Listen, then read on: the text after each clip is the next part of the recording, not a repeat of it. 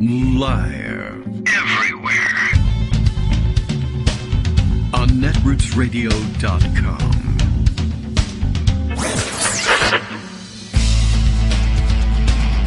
David Waldman. Kagro. In the morning. Now, here's David Waldman.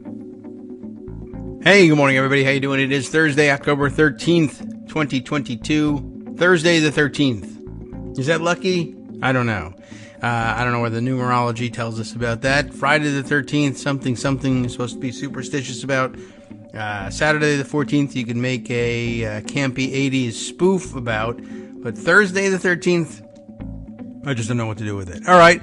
Well, let's see. Trying to pick up on what might be passing for the talk of Twitter this morning, or perhaps breaking news this morning, but nothing in particular stands out, and no dumb ads in particular to talk about this morning either. Let's see. Looks like there's some, well, as usual, action on the war front in Ukraine, and I don't know what to say. I guess the scale of attacks or the lashing out by the Russians, I guess, perhaps in retaliation for realizing that they're losing that war and looking to do as much damage as possible before finally being forced out or forced to acknowledge, perhaps, that they've lost the war. But just sort of seeing some news about the attacks on the Ukrainian power grid, but things being stabilized there, so I guess they're able to handle this stuff. We will see. The big news for the morning, that would be now, today. The things that I put away last night in order to share with you today seem like fairly large-scale news, just in terms of the ongoing drama of, and that's dismissive even of the magnitude of what's going on, but okay, the ongoing drama of, well, Donald Trump's espionage, because of course he would be charged under the Espionage Act, so we might as well just call it what it is. And I guess the next stage of the investigation is finally dropping on the rest of us now, although it should have been obvious that this was coming when we saw that the DOJ had subpoenaed and then seized in the warrant seizure, I think, the surveillance video from Mar-a-Lago. And it was made plain that they were going to be looking at, all right, well, where do the boxes and the papers move? Where do we see people moving them about the site? Who's handling them? Are they authorized? Et cetera, et cetera. And now the story of the day, I assume, we'll see whether Greg disagrees about whether it's the story of the day. I'll certainly treat it as a giant story for today.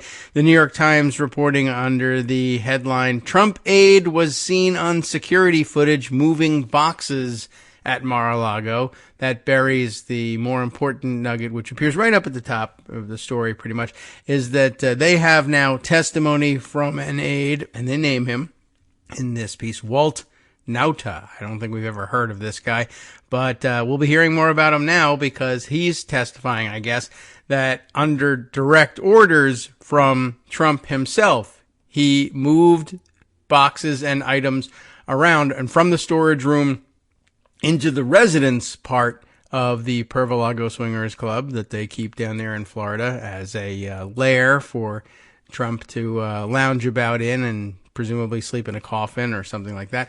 Anyway, he was directly ordered to move it, but not just ordered to move it once it became clear that a subpoena was coming. This is before the search pursuant to the warrant, of course, but this was after he had already returned the initial 15 boxes, said that was everything. Then they found out it wasn't. Then they subpoenaed even more, to ratchet up the pressure. And when he got word that a subpoena was coming, I don't know exactly why he reacted this way, but I guess he thought if he moved things from out of the storage room and into the residence, the lawyers that he handed off the task of responding to the subpoena to, the lawyers to whom he handed off this task, would look at the subpoena, look in the storage room, give away whatever was in the storage room, and then just think that they had done the job correctly, though Trump had in fact hidden away something that he didn't want them to find in return in the residence. But they got wind of that at some point and went after it in the search warrant instead.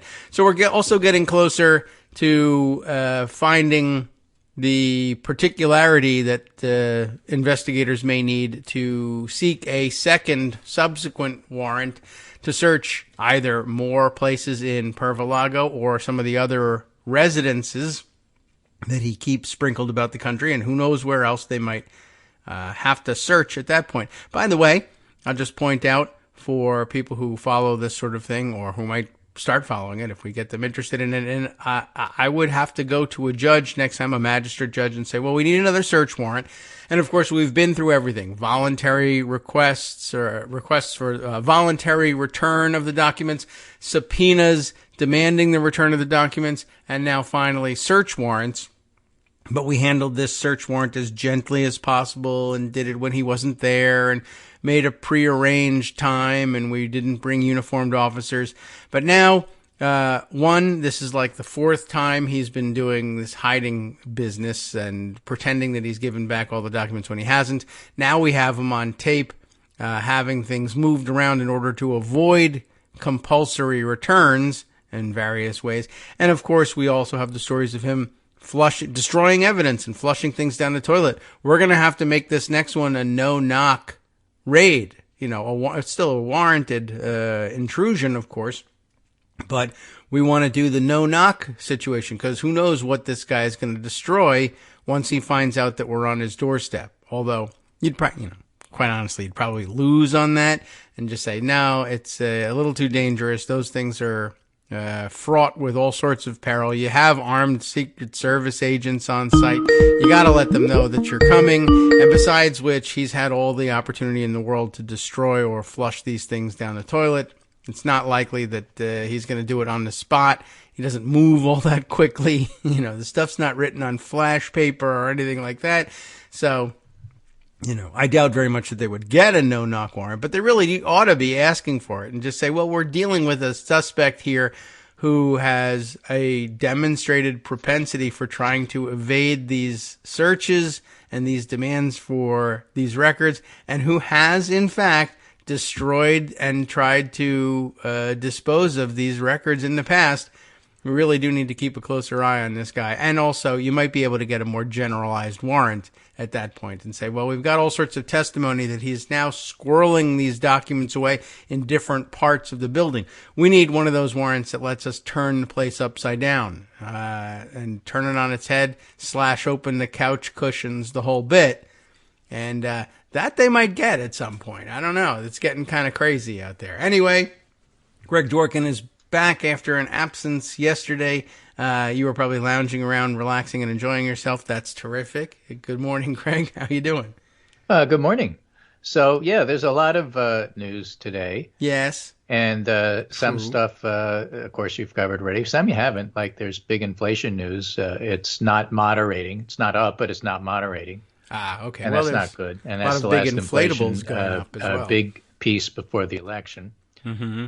And whether that matters or whether it doesn't matter is unclear. I mean, everybody cares about it, but is that going to really be the thing you vote on as opposed to abortion or crime or inflation or Alex Jones? I don't know. Oh, yes, right. I forgot almost. Alex Jones is the big story here in Connecticut, so yes. We're going to start with that. All right. It's Alex Jones Infrastructure Week, based on how much he's ordered to pay the families, which is nearly $1 billion. That, would pay for quite a number of infrastructure projects. It would, if the families wanted to, but it's up to them, I guess. And, of course, they have yet to get the money, and that's probably not coming. But still, the judgment is clear. The thing is, unlike Texas, Connecticut doesn't have you cap the amount you can get law. Mm-hmm. Yes, that's good. You do have the option to appeal, and I suppose that'll happen. But, the bottom line is Jones is guilty of defamation, right? He's also guilty of being pond scum, but he's guilty of defamation. Yes. And it's not libel or defamation if what you're saying is true, which is why I said that about pond scum. So the defenders of Alex Jones who are coming out of the woodwork are a little surprising. I mean, it's all of the typical Donald Trump supporters. And you have to scratch your head a little bit and say, why are they so hell-bent on defending Alex Jones? Defamation is not speaking out. They're calling it speaking out. Yeah, so but defamation in a court of law, speaking out is copium for like, I want the right to insult people and target them and intimidate them. Yes, they would like that. And, you know, it's not the same. People in Connecticut understand that. There's just about no sympathy for Alex Jones. Most of the commentary I get from my friends and neighbors is $1 billion. Why so low? Yeah. I mean, there's all sorts of commentary on it. But, yeah, I mean, where he gets $1 billion, no one knows. But, yeah, people are happy to see the verdict and are hopeful that at the very least the courts will be tough in enforcing things and dismantle and liquidate his empire, and which would be great, you know. And so there's a price to pay for you know, putting people through what they put people through. Yeah. You can go over the individual amounts to individual family members, and you know, if you wish, I think the major overall point is again, price to be paid for lying and defaming people, and this was absolute defamation. And yeah, they deserve it, and it's not really enough compensation for what they had to go through. So there's no such thing. But yeah. Here's I think is a typical Trump supporter comment from Benny Johnson. Alex Jones was just ordered to pay nearly $1 billion in a second defamation trial. There's one to come, so I hope they didn't take every penny. I hope there's another $1 billion left to, you know. This would be a great way to test whether or not Trump has $1 billion one day. It's also a good way to test whether or not bankruptcy laws are fair and balanced. Yeah. But don't forget, a lot of his stuff was put into receivership because the bankruptcy court decided he was lying there, too. Yes. So just like deplatforming, says Benny Johnson, this isn't about Alex Jones. It's about silencing political enemies. The regime is setting a precedent that if you speak out, they will come after you and try to destroy you. And Jonah Goldberg writes, well, if your complaint is that Jones' judgment was excessive, okay, that's an argument, I guess. If you describe what Jones did as speaking out, you're carrying water for a great and obvious evil and declaring yourself a fool or a liar or both. Yeah. And David French says, I mean, these are conservatives, that's why I'm highlighting them. Yep, the amount is a matter ultimately decided under state law, but it wasn't the regime. It was a jury of ordinary men and women, and Jones wasn't speaking out. He was engaged in defamation and abusive process. So why are they defending him? Because Alex Jones is actually involved in the January 6th conspiracy as well. We know that because his text messages during the trial in Texas, where his Connecticut lawyer accidentally set the entire set of texts that Alex Jones was involved with, including some, I guess, to Roger Stone, to the lawyers in Texas, who then forwarded it on to the January 6th committee. Yeah. May even actually get mentioned today because there is a 1 o'clock hearing from the January 6th committee, their final before the election, where they try to sum up the whole arc of how Donald Trump nefariously conspired to try to steal the election and set things up for the Justice Department. Previously, that's part of Alex Jones Infrastructure Week. He's having a great week. Yeah. So, it could be the end, finally. But it'll be interesting to watch him because he's had such disdain for the whole process. And that's how he lost so badly, was by refusing to participate initially in actually treating the whole case seriously. He sunk himself by refusing to produce information in discovery, and he ended up defaulting on a lot of these important questions. And that's just, I just bring that up again because that's another of these. Well, how do you defend Alex Jones? Alex Jones was given a chance to defend himself, and he wouldn't do it. So Jones' reaction via NBC's Brandy Zadrozny. As the jury reads the damages and the Sandy Hook parents weep, Alex Jones is on his broadcast laughing and assuring his audience he won't actually be paying any of this money. Yeah, well. But by the way, buy supplements from me so I can afford to pay all this stuff back. Yeah, well, that's not, you can't sell enough supplements. Somebody actually did the math today, as a matter of fact, sitting in my my KITM hashtag, Truro Renfro did the math on it, saying, what did he came up with numbers? Oh yeah, 40,292,276 vials of super concentrated beet extract essence, just to make the $1 billion payday. Well, the fun thing would be yes, that if, in fact, he sells that much, he's also required to drink that much. Now that would be something, right? For everyone you buy, I have to drink one. That's the 1 for 1.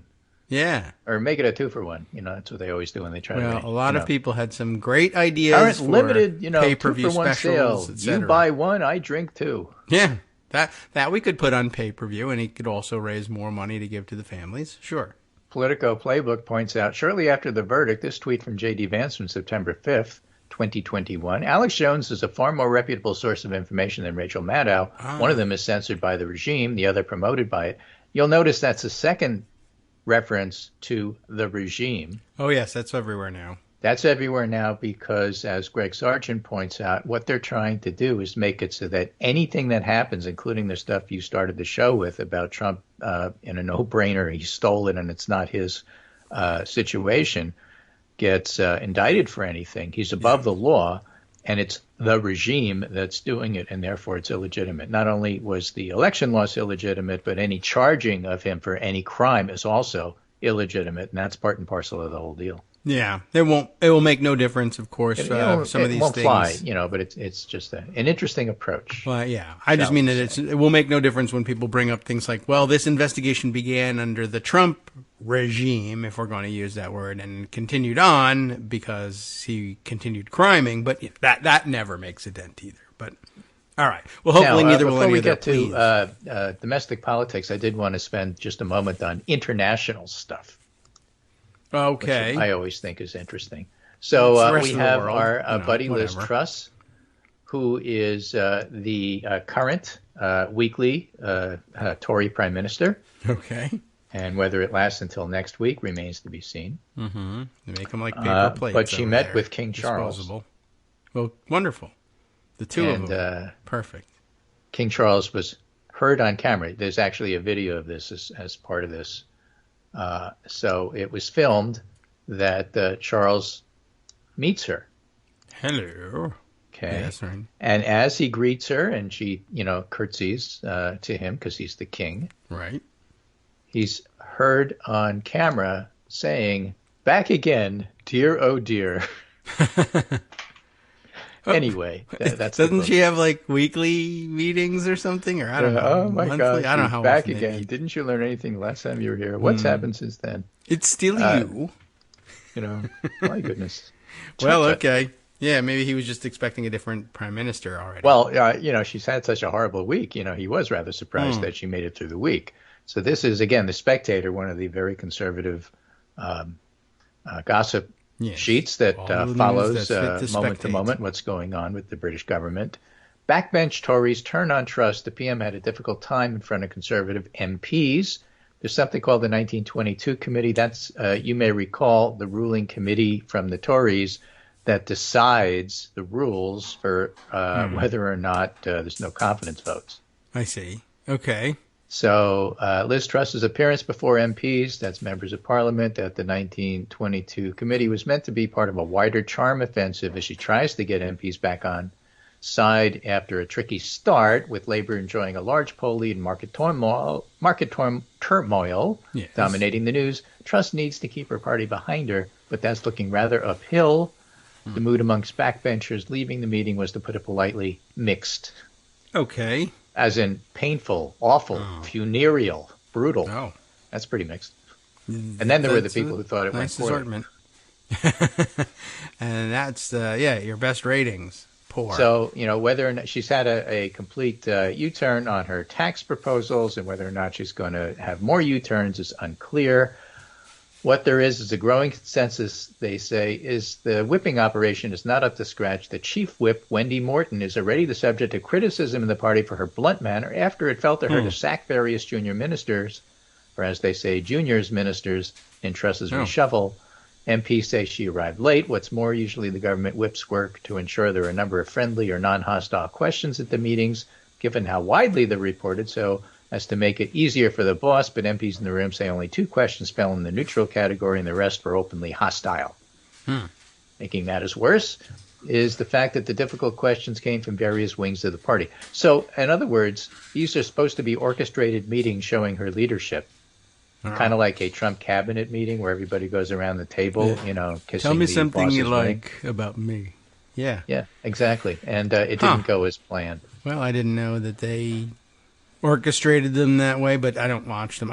Maybe it's obvious if you watch them. Right. On the international front, here's a story about soccer, which is to say football in Iran, where women have a history of protesting. Women in Iran have taken the lead in recent protests, but it's not the first time. They've defied the regime for years. Female football fans have disguised themselves as members of the opposite sex to attend matches. So there's a lot of subversive stuff going on. The protests are continuing despite violent crackdowns.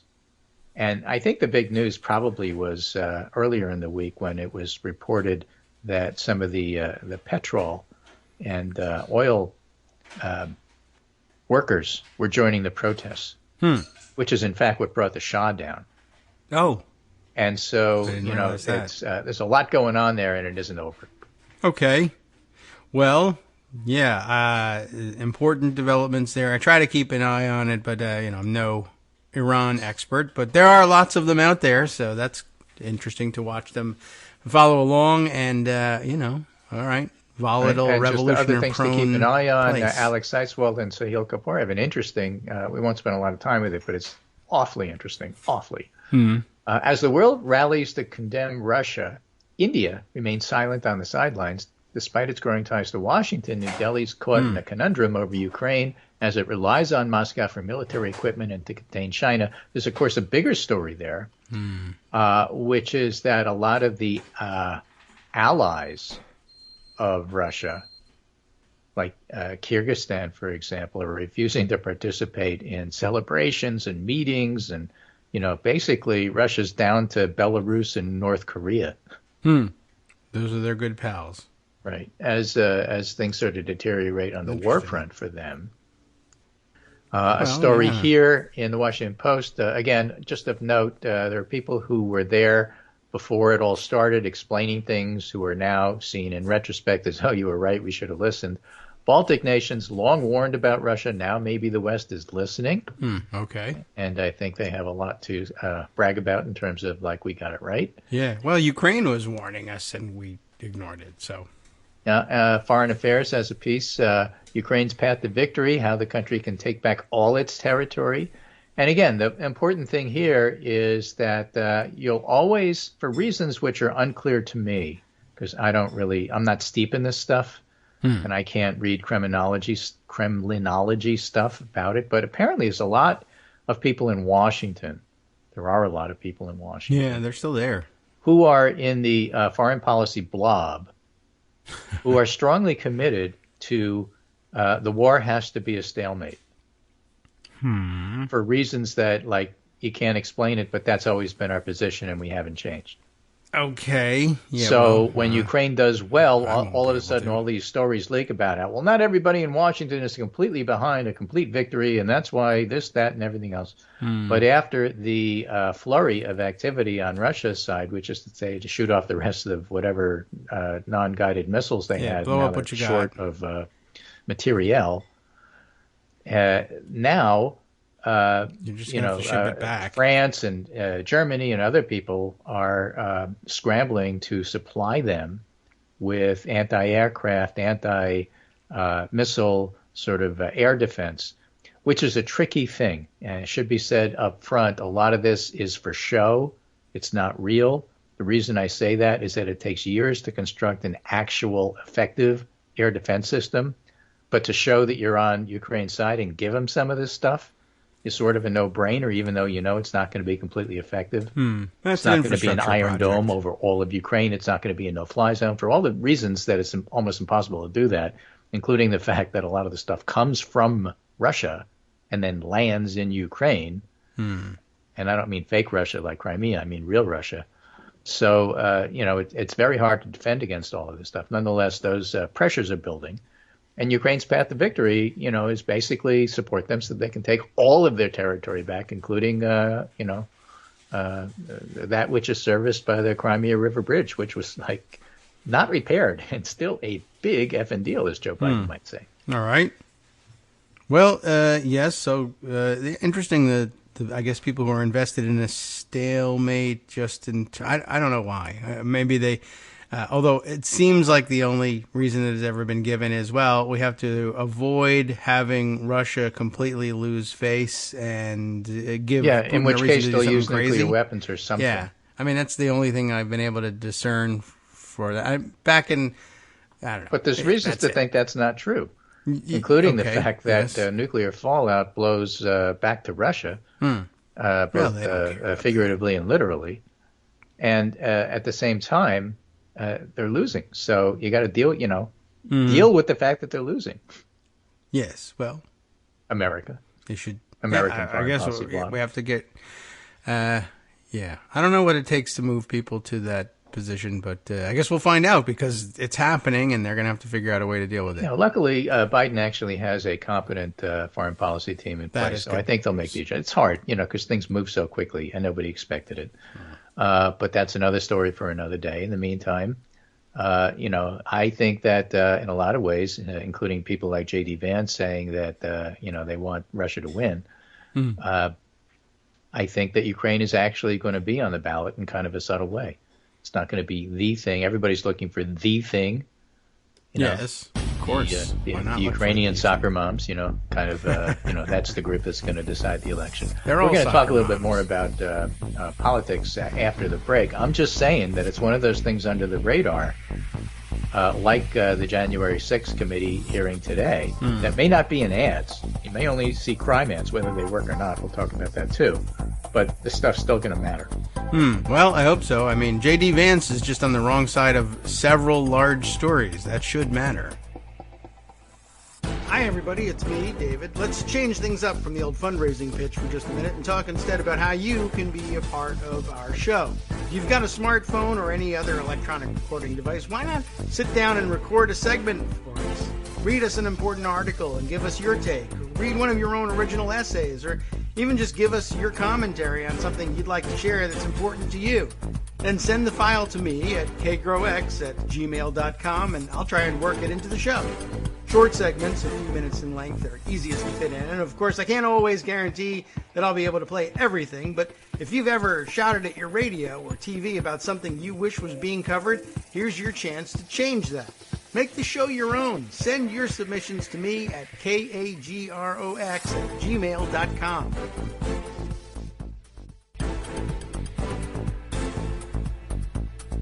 All right, welcome back now to the Kagro in the Morning Show here on Netroots Radio. I hope everybody in the world has, if they have wars, it's a tie. That's my new sophisticated analysis of everything going on in the world. And that way, nothing ever changes, and I guess I don't have to change my opinion on anything, and everything I've written is still valid. Every war from now on is a tie. Every conflict should be a tie. Whenever the Yankees play the Guardians, it should be a tie. Absolutely. And whenever the Yankees play the Red Sox, it should be a tie. Or we just hope you all have fun today. Yeah. All right. Well, that's not how the world works. It's an odd anybody thing in for Boston. And by the way, these are all the people who would say, "By the way, my thing is realpolitik." Okay, and every war should be a tie. That's because I'm a sophisticated realist. Yes. Exactly. You people don't understand why everyone must come out exactly equal for. So speaking of coming out exactly equal, let's look at some Senate polls here. Yeah. And Bloomberg has a very interesting piece that I think by Steve Dennis, among others. I like Steve Dennis. Yes, we all do. And, it talks about the 7 key races in the Senate that's going to make or break Biden's agenda. Gang of 7. Fetterman Oz and Warnock Herschel Walker and, let's see, Ryan Beasley and Bud and Cortez. Beasley and Bud sounds like a sitcom. CCM and Adam Laxalt, and we have Ron Johnson and Mandela Barnes, and of course J.D. Vance and Tim Ryan, among others. 7? Okay. And well, here's an interesting Emerson College poll, not my favorite pollster, but, here it is. Good stereo. Emerson College polling, Ohio poll came out yesterday. Actually, it came out this morning, 6 a.m. Oh. J.D. like Vance, yesterday. 46. Tim Ryan, 45. 46, Someone 45. else, 1%, 9% undecided. Vance has a 1-point lead, but in their poll in September, he had a 4-point lead. The point is, this is a very close race this late in the game. Yes. And no, it's not predictive. And yes, Ohio favors Vance. And so if it's a tie here, you'd think that Vance should win. I'm telling you, this is going to be a close race. It should be. And, the polls, if anything, if you believe the polls, Ryan has a fighting chance. And if you believe that everything is predetermined, then Vance has already won, and so there's no point in talking about it. But Vance is such a bad candidate, and bringing up stuff about everything else, his support for Trump, his support for Alex Jones, his support for stupid policies. Of all sorts. He's Tim wrong Ryan on everything. just took him apart in the last and only debate that they had. First and last. And you have to remember, people tend not to watch debates. Right. Debates don't really change minds except when you win. The debate was the key turning point. You just have to, that's how it works. Yeah. And I'll say it. the thing about the debate that people see are these sound bites and the little clips you see on social media because nobody really watched the debate anyway. That's how I see him. Right. I like this. And so the clip that's circulating is Tim Ryan just emasculating. That's the right word good. for it. J.D. Vance over his Trump support, basically saying you're a coward and a wimp and you had no backbone. And, when it comes to kissing Trump's ass, there were you on the stage. He came to Ohio and, said horrible things. And then you went and you kissed his ass and said, and he's using these words it's a real in the debate. thing. And that's what's circulating. And it's like, real men stand up. You got no backbone. Ohio doesn't need you. It's a good attack. It's a great little, it's a fact, but it's a great little soundbite. Yeah. And, you could argue that, okay, well, if that's the only thing people are saying from the debate, then, Ryan won the debate. Okay. I mean, I'm happy to argue it that way, too. Because you have to it's a very good understand point. that the Republican authoritarian supporters like strength and they hate losers. Yeah. And Vance came across in that soundbite as a loser. Now, people watching the debate said, well, they both were solid. Yeah, right. Okay, fine. That's like everybody giving us their opinion, and then we get the Insta polls showing that the public thought something else entirely, and so we're not doing Insta polls anymore because they undercut our analysts. Well, where are the clips of them both being solid then? Well, that's not what's circulating. Yeah. This is what's circulating, and Right. that's telling you what you need to know about what's going on there. You can try to circulate clips of your guy looking good, but if no one cares or believes it, and they're only circulating the other one, you lost the and debate. here's another one. Again, might be a little bit under your radar. In Utah, a Trump loyalist sends an SOS to Romney, of all people. Senator Mike Lee, in a surprisingly close race for re-election, has antagonized Mitt Romney and the state's GOP for years. His plea now, please get on board. It's like, please clap from Jeb Bush. Yeah. I guess. It's not a good look for these guys in particular to be seen as if they are begging for votes and support. Wasn't there and just in fact, something on between October the two of 12th, them? political polls sent around this piece, Hill Research put Utah first poll taken October 8th through 11th shows Evan McMullen with 46 and Mike Lee, the Republican incumbent, with 42. So that's a pretty close race. Again, this poll is not predicting that McMullen wins any more than the movement in the Emerson poll predicts that Tim Ryan will win. I'm just saying, this late in the game, to have these polls so close is pretty freaking remarkable. Yeah. Well, good. I'll predict that they both win because I got nothing to lose. I'm not committed, and you are, so, Yeah, if they don't, it's your fault. Right. And also, I've never really researched either of them. So it's a worthless opinion, but it sounds good. Everyone likes it. We want to say it. I'm cheerleading. I don't know. I have no idea. But please, God, don't let these idiots win. Right. So in the MU law poll, Marquette University Law School poll, which Charles Franklin runs. Why does the law school do their polls? I don't know. If you look at the registered voters, yes, Barnes and Johnson, Mandela Barnes and Ron Johnson, the Republican, are tied at 47. If you look at likely voters, oh, don't do it.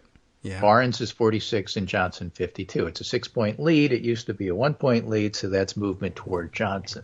However, right, in the analysis, which Charles Franklin is very careful to give, he notes, similarly in Senate races, Johnson 52 and Barnes 46 among absolutely certain voters, and among those less than certain to vote, it's Barnes 51, Johnson 31. That's a 20-point difference. That seems like a lot. If Ben Wickler and the Wisconsin Democrats are able to get the less than certain to vote to the polls, Barnes has a shot at winning. Pretty good shot. So that's, in fact, how you can have a 6-point lead in a poll and lose. And that's happened before in Wisconsin and other places, and with this poll. Okay. Guys, remember, back in the day, the blue wall in the Midwest for Democrats was like, well, they're up by 5 or 6 in the polls, and that didn't hold in 2016. Well, how can the polls be so off? Well, because the less than certain voters, when they come out, they can change the equation. And in 2016, those were Trump voters. Yeah. But in 2022, they are Democratic voters. Okay. So something to keep in mind in all races, and that's, again, we've been talking about this all month, but that's why the likely voter screens aren't everything they're cracked up to be. They look to see whether or not you voted before, and if you're a new voter or a voter on abortion, which, by the way, is the most important issue that's motivating people in this particular poll, a very good poll, you're not going to get picked up because you're not a likely voter by definition because you're new. Yeah. Well, you should aspire to be next cycle's likely voter. Aspire to be old like me. So that's well, then you're always a likely voter. Right. So again, here's some interesting. Remember, Wisconsin is ground zero for crime and defund the police. Okay. Right. That is to say, using those ads against Democrats because some buildings were torched during the Black Lives Matter protests. Yes. And by the way, you're all wearing cheese hats, and I'm not certain I should believe you. Right. So, and besides, look what happened to Brett Favre anyway. Yeah. So Walter Shapiro writes in the New Republic, the Republicans are convinced that crime is a winning issue. The evidence is not so clear. There are commentators and analysts, and I can name names, who are just obsessed with this. And every time they see a crime saying, look, this is going to win the election, They love crime. Like Caravans did for Ed Gillespie in Virginia. Right. It's one of the oldest moves in the GOP's campaign playbook. Walter Shapiro's been watching like 11 presidential elections in his time as a reporter. When in doubt, blow the racial dog whistle, but is it as effective as Democrats fear? This ad, the political ad features interlaced photographs of violence, all with a racial theme, a burning building, a young white man with a bloodied head, and 2 black men standing in front of an angry crowd with their arms lifted in triumph. Meanwhile, the candidate piously declares in a voiceover, let us recognize that the first civil right of every American is the right to be free of violence. The ad could well have been lifted from the 2022 Republican playbook in Wisconsin, where McConnell's super PAC is demonizing the Democratic Senate nominee Mandela Barnes with anti-crime TV spots that claim he doesn't have the judgment to keep our community safe. Or it might be on Pennsylvania TV, where Mehmet Oz, the quack cure TV doctor, is assailing Democrat John Fetterman with Voice of Doom ads that begin crime is skyrocketing, failed liberal policies are making us less safe. In truth, the commercial promising freedom from violence is more than a half-century old, an artifact from Richard Nixon's 1968 presidential campaign. His law and order message, remember, law and order? Right. Keep your lawn in order. Spoke to the fears of a turbulent decade defined by assassination, inner-city rioting, and anti-war protests. He won that election, and ever since then, crime, often as a racial dog whistle, has been the case of emergency break glass issue for Republican candidates, but does it work as well as the Republicans hope? So it's not clear that it is. The evidence is murky about the power of the crime issue, with the 2021 murder rate mostly steady and other crime information marred by the limitations in how the FBI collects data. It's difficult to get a reliable handle on the importance of public safety as a voting issue. And while recent polling has favored the Republicans on handling crime, the advantage is smaller than commonly assumed. Morning Consult, Politico gave congressional Republicans a 44-37 edge, and a Reuters survey put the margin at 39-30. Polling data on crime partly depends upon how the question is polled. For example, the Monmouth University poll to rank crime as a voting issue, 72% said it was extremely very important, but the results were strikingly different. In a September Gallup poll that asked an open-ended question about most important problems, 4% volunteered crime and violence. So the conventional wisdom claims the avalanche of GOP anti-crime ads have fueled the comeback of Ron Johnson, but political science research raises the alternate possibility that the volume of the GOP commercials may be more important than their anti-crime content. Polling suggests fear of crime is more an abstract. So if you just say it loud and say it often, because it's learned by repetition, that's how, it affects people. The truth is, he concludes that most Americans don't personally feel menaced by crime. In contrast, an out-of-control Republican Supreme Court threatens almost every right except the God-given liberty to carry a loaded gun. So, how this works out in the polls is unclear.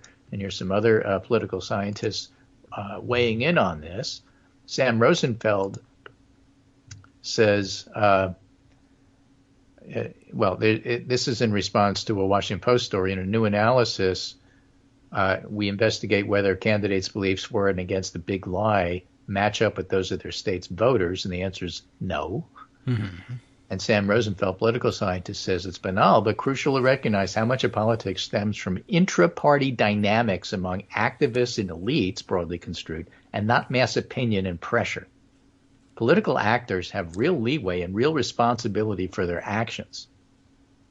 So the point is that if you're seeing, let's say, a tug-of-war between the progressives and the moderates over the infrastructure bill or the Inflation Reduction Act or anything that Joe Manchin or Kyrsten Sinema asked for, that's more real and has more salience than what the constituents want.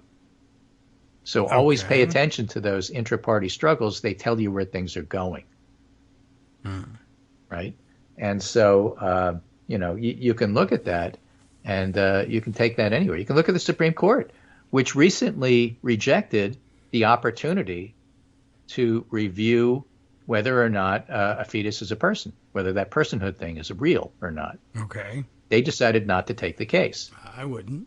Okay. Is that based on the law and their analysis? No. It's pretty obviously based on the fact that there's so much blowback over Dobbs and Roe, they're not ready to take this on just now. Yes. And so if there are divisions in the conservatives on the court, they're going to say some other time. And that's what they did. And that's why the inter-party dynamics are so important to follow in terms of if you really want to find out what's going on. And Jonathan Bernstein says, I strongly agree with all of that, but underline that broadly construed parties and pressure groups are permeable. That is to say, you can become a pressure group. You can become an elite. Hey, I'm going to do that. Just get involved in campaigns, and all of a sudden you're an elite. Is there any way I can do it with video games? Start a pressure group. All of a sudden, you're a player. Okay. So Player one. The public does have the opportunity, at least, to get involved and put pressure on the parties. But as Ted Kennedy once told me, how many votes do you have with your proposal? Right. And that's really what's going to determine how influential you are or aren't. So you take the crime situation, in other words, going back to Wisconsin, maybe it matters, maybe it doesn't.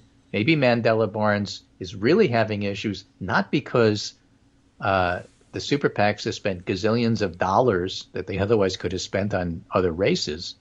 So thanks for tying it all up there. And same with Ohio. Maybe it's not because they spent all that money on crime ads, which work for the consultants but doesn't really work for the public. Maybe the real issue with Mandela Barnes is the dynamic between, is he playing for the progressive community or the black community, which are not the same in Wisconsin, and has he worked hard to get both constituents out there? And that may be the reason why, he's not doing as well as we would like, but it's the independents that he really has to win over in order to win. Plus, he's got to get the not usual voters out to the polls and make them vote, and that's his path to victory. Yes. Unusual voters. You guys are pretty unusual. You should come vote. And you should go vote. That's exactly right. You're unique. Why don't you be a unique voter and just go uniquely for me? You know, like, right? That too. Yes, well, you know, it's a diversity thing. You know, Trump voters vote twice, but, you know, you can only vote once. Yeah, and we'll get them eventually. One at a time, we convict them. And by the way, as an aside, Washington Post piece, it's just murder living in a red state. Republicans' midterm fear-mongering about crime misses the mark. Let's pause the fear-mongering for a moment to consider a few relevant truths. Violent crime is not soaring. Most violent crime is committed by white people. Right. And violent crime is generally worse in red states. Okay. Who are we reading? Who thinks Washington facts Post, are which interesting? I just gave you. All right. Washington Post is on the side of facts and thinks that they will influence your vote. So, you know, I hope you listen to them, but I don't think you will. Right. Well, you will. Other little election tidbits that I think are worth mentioning. I don't know if you talked on the show yesterday about what a nutcase Tulsi Gabbard is. Not that much. But would you she like dropped to? out of the Democratic Party and now is endorsing all the Republican crazy people. Right. Remember, she's part of a religious cult and she's awful and has terrible judgment. And when you put all that together, you wonder what the Democratic Party rules were that allowed her up on the debate stage. Yeah, I guess. Well, at the time, she just said, I'm a Democrat. And she was a member of Congress. Now I think she's nothing. And I'm to which I say, so what? Why are you elevating people who you know are like Andrew Yang, who are going to take the notoriety and then just steal it? And then you gave it to them. They took it, and then they leave. I don't know. I guess that was a Democrats' progressive, inclusive thing. Let's hear from everybody. Here you have it, a progressive, moderate argument, inter-party about what's really important. Don't do that again. Okay. Well, it just leads for people to quit the party anyway, so don't do it. Yeah, that's a good reason. Yeah, I don't know what she's doing now, or whether it matters. What is she doing? She's endorsing Captain America meets Braveheart candidate Don Bolduc. I know that he's Hampshire. doing that. I mean, why do we care what she's doing? Like, what? In other words, what suit is she wearing that we pay attention to in this country? She's not a football player, a member of Congress, or a recording artist. Military. Well, she was. That's her cosplay. Then she surfs and she does some other things. I don't know. She doesn't hold a job that's traditionally of interest to us. But, okay, she once did, and she's got that kind of funky spot in her hair. General Mike Flynn is military, too. Not anymore. It's disgraced, but still. Well, lots of that's the cosplay. So I guess why she's up with Don But she doesn't Bolduc. even wear the uniform. Okay. She should do that. She should put I the guy from the fake issuing country. military-grade shields to people, but Don Bolduc is using it in his campaign stuff. Right. What about the guy from the micro state in Nevada or whatever? Can he get a uniform for her? Probably. Right. She'll probably endorse him next. Yeah. Well, that's the problem with. So it's crazy season, and so there's some really crazy people out there. And again, it's worth highlighting the fact that they are crazy. Another piece that was making the rounds in a big way, the ableism of reporters. Oh, yes. As they report on John Fetterman. Fetterman gave an NBC interview, which was detailing, interestingly, a lot of reporters who have also interviewed him. Talked about the fact that he was with it for an hour and a half. There was just a recent one where he was interviewed and kept up with everything for an hour and a half, was engaged, was funny, all this stuff. His problem is that after his stroke, he has some hearing issues, and so he needs closed caption. Yes. If you know anybody in life who has any kind of disability that needs some sort of assist, you understand that that's part of life and it's not a big deal. But NBC elected not just to report it, but to report it as a big deal, as if it were some kind of reveal, when Fetterman, in fact, has been totally open about his needs for this for months. So it's not new information. He wasn't trying to hide it. And then when criticized for it, they, are incredibly thin-skinned, and then they back off, and the journalist circle and say, you can't criticize journalists. After all, that's just you saying we shouldn't say anything bad about Fetterman. No, it's about the fact that you're highlighting the ableist part of it as if there's something wrong with him because he needs closed caption. Yeah, I mean, they filmed, and I thought that was a good idea, they filmed it from the other direction to show what was on the screen. So it's like, here you're saying, all right, we're not trying to tell you that he's getting the answers typed to him by somebody else. That's not what's happening. So then what is the issue? Just state it. And they just kind of dance around and say. So it was funny. Keith Olbermann, who Yeah. I don't love, nonetheless, had Chris Matthews was one of the people criticizing Fetterman. And Keith Olbermann said, let me tell you a Chris Matthews anecdote. First of all, he is completely functionless without his teleprompter. Yes, I was wondering why all the teleprompter people were so anti. So all the closed teleprompter captioning. people who can't, and that's all of us in media, Olbermann Right. said. So all the teleprompter people who are giving Fetterman a hard time because he needs his teleprompter are basically full of it. Yep. I also noticed, by the way, that I guess the reporter must be maybe memory impaired in some way. I understand she used a recording device to record the interviews instead of just remembering what Fetterman told her. So I'm just curious about why she's using this technology assist to get over this mental issue she has in processing what people are telling her. Right, so NBC doesn't have the story they think they have. I guess not. In the end, I don't know that it really makes that much difference to people. You have to step back, and Sean Trendy was, Republican leaning analyst. Even the Sean Trendy. Was stepping back and saying, I don't think this is going to hit like normal people the way Republicans think it will. Yeah. Everybody knows somebody who has an issue. It's not like, oh, this is the new thing where they're lying about, no. Just like the Alex Jones thing. People on the MAGA side can defend Alex Jones and say it's all about free speech and cancel culture. Yeah. That's not how normal people look at this. They see the families and what they had to go through. They see Alex Jones. They think like everybody in Connecticut. $1 billion? I'm sorry it wasn't higher. Yeah, right. You look at Fetterman, who's a normal person doing normal things, going through normal stuff that normal people go through. It's like the big reveal that Sean Hannity had that Joe Biden cared about his son, Hunter, and was being, look, I love you more than anything else, and we need to get you through this. Yeah, and we need to get you help. So, like, he's a compassionate father. You think this is going to bother people? Yes. People who are against compassion. And fathers. It's the same thing with Fetterman. It's just, very weird. Yeah, it's very odd. Look, I hope it flops on that front for sure. I got this weird sense that even NBC wasn't 100% convinced of what they were doing, and they didn't actually make any kind of reporters. I mean, the non-reporters are always yelling at us. They always yell at Maggie Haberman. They all did. Sometimes there's actual reason, and that's why you have reporters yelling at you. Yeah. I guess so. I don't know what made them. It's just odd. They didn't seem convinced of their own point, and so they never actually went ahead and made it. Even the Chris Matthews thing. When I watched the Chris Matthews clip, he does. He says things. Part of what he has to say is, I guess, could be part of building a fake case against Fetterman. But another part of it is, he actually isn't that critical at all of what Fetterman's doing or what he had to say. So it's a mixed bag there even. But Chris Matthews is who he is, and there's no point in defending him.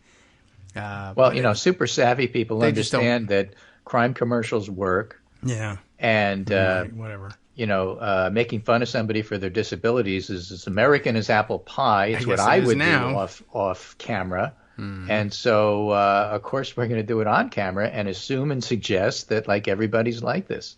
Yeah, I don't know. It does seem odd. And I'm sure a lot of the people who were criticizing, if he had lost his hearing entirely from the stroke and needed a sign language interpreter. But didn't tell anybody. Oh, well.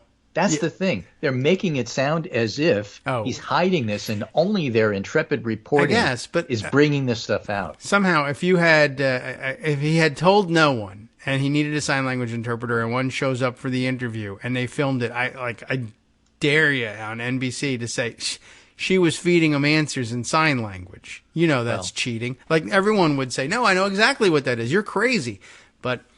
Instead, they went with the closed captioning because he doesn't know sign language, and that's weird and different. So let's make fun of it, I guess, is what they did. It seems the last word on this goes to the Philadelphia Inquirer because it's a Pennsylvania story. All right, then. NBC News focuses his interview with John Fetterman around his health, while the full interview covered a sweep of issues from abortion rights to crime and inflation. In other words, he could talk about all of those things. Yes.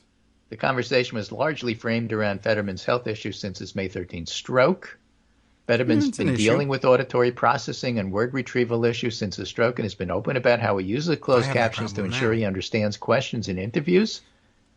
As a courtesy And to the you. way that the NBC News story, the NBC News alleged that the lieutenant governor, quote, still struggles to understand what he hears and to speak clearly, despite later noting Fetterman only occasionally stuttered and understanding isn't part of the issue.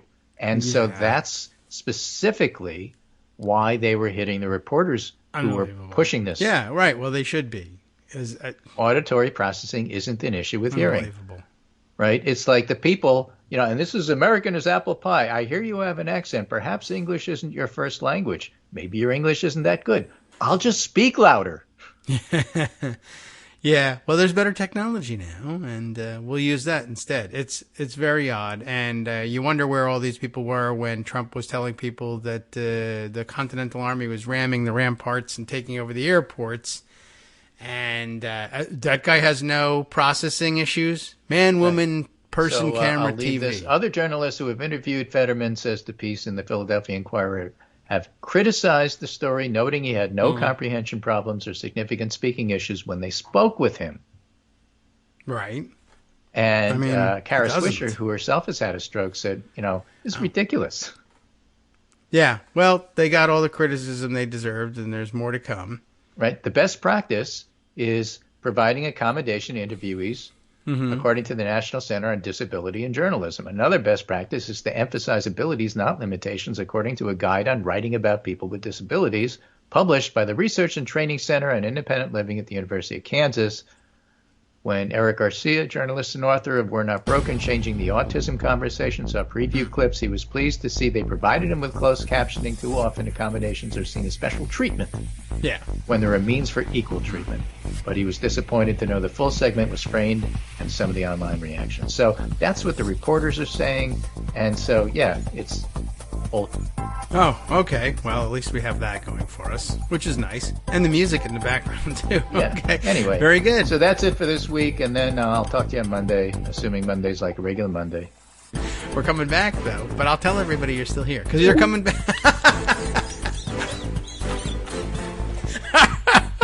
All right. Well, welcome back to the show.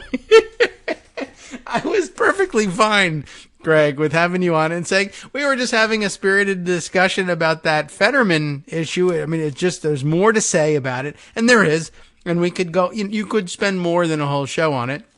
And it's okay, and we can say, hey, welcome back, everybody. Greg's still on. We were talking during the break, but he's taking off now. Anyway, we'll see you on Monday. Thanks for coming by. And so I said, we're coming back here, and I'm about to say, and it's okay, don't worry about it. We'll just segue back out, and then he quick hangs up. Don't let anybody hear me. Well, I don't know. He didn't want to get involved in another segment, and I totally understand that, but we could have had a smooth transition, but instead we have this one. It was much more fun. Okay. Whew. I found that very funny. The rest of you, I don't know whether it made any sense in the context of coming back from break and just hearing the doo-doo hang up from Skype and me laughing like crazy, but you had to be there, and I guess only I was. So that's too bad. Well, I hope you all enjoyed that and it made some sense to you. Yes, we'll talk again on Monday. I assume Monday is a regular thing. I don't know if there's any more holidays that I'm supposed to acknowledge. There was something that I missed yesterday that was on the NAFTA calendar, a Mexican holiday, which was, if I remember correctly from reading the calendar, Day of the Race, which I find it last year and say, what's that? And then look it up, but I don't know. So what is the Day of the Race in Mexico, and what does it celebrate? It's the Mexico City Marathon. No, I'm not certain what it is. Dia de la Raza, or Race Day, which doesn't sound great. Like, it sounds like maybe something we should, phase out. I don't know what it means in Mexico. Clearly, they're okay with it, at least for now. Who knows? Or maybe they're Columbus Day, and on the way out the door, with rethinking the political context of these things. It sounds like a Nazi Germany thing. Race Day, like Racial Purity Day. No, let's see. Dia de la Raza, or Race Day, is celebrated on October 12th every year, so it doesn't move around, to recognize the cultural fusion of indigenous America and Spanish heritage, which does sound like it could be problematic. I don't know. We'll have to ask Mexicans what they think about that, the progressive Mexicans, and whether they think this is a day to celebrate or phase out, or could it find some renewed importance in diversity? You know, if you can shift it towards, well, hey, we are a cultural mixture and we recognize all of the cultural inputs and like to speak of them as being distinct in their way, but then finding a happy home in all of us. That could be it. It's interesting. I wonder if they're having, well, I guess I could look and see whether would Wikipedia reflect this. If there is a controversy, would they tell us about it? The day is generally observed as a national holiday in Spanish countries and Spanish communities, so it's everywhere, not just Mexico, I guess. Well, very interesting. And maybe a new name for it would be a wise idea. And by the way, the Wikipedia entry that discusses Day of the Race, Dia de la Raza, which, okay. I mean, I understood Raza to be something different as well. Anyway, it's entered under the Columbus Day Wikipedia entry, so it's clearly tied to it. So, I mean, we don't need to read more about Columbus Day necessarily, but it's just interesting that there is discussion of, we missed it. We didn't read the Wikipedia entry on Columbus Day, because I think we're all fairly familiar with what it is here in the United States. But what about elsewhere? Let's see. The landing is celebrated as Columbus Day in the United States, but the name varies internationally. And by the way, we're talking about, let's see. So maybe the whole entry, it would be wiser to discuss. Columbus Day is a national holiday in many countries of the Americas and elsewhere, and a federal holiday in the United States, which officially celebrates the anniversary of Christopher Columbus's arrival in the Americas on October 12th, 1492. So, you know, the date. And we move it around because we like to have it on Mondays, but there's a real date for it. And elsewhere in the Americas, it's celebrated differently, where the predominant colonial culture anyway was Spanish rather than, in our case, English. Although interesting interplay that we read about in the history of the establishment of Columbus Day as an American holiday and being driven by Italian Americans rather than those of Spanish colonized, or what was it, colonial Spain, colonial Spanish heritage. Anyway, the landing is celebrated as Columbus Day in the United States, but the name varies internationally. The Dominican Republic celebrates this day as the discovery of the Americas. In some Latin American countries, October 12th is known as Dia de la Raza, or Day of the Race. This is the case for Mexico, which inspired Jose Vasconcelos's book celebrating the day of the Ibero-American race. Interesting, throwing the Portuguese in the mix as well. Some countries, such as Spain, refer to the holiday as Dia de la Hispanidad and Fiesta Nacional de España, where it coincides with the religious festivity of La Virgen del Pilar. There's a lot of holidays going on in this mix. Since 2009, all the way back in 2009, Peru has celebrated Dia de los Pueblos Originarios y el Diálogo Intercultural. Very interesting. That is the Indigenous Peoples and Intercultural Dialogue Day.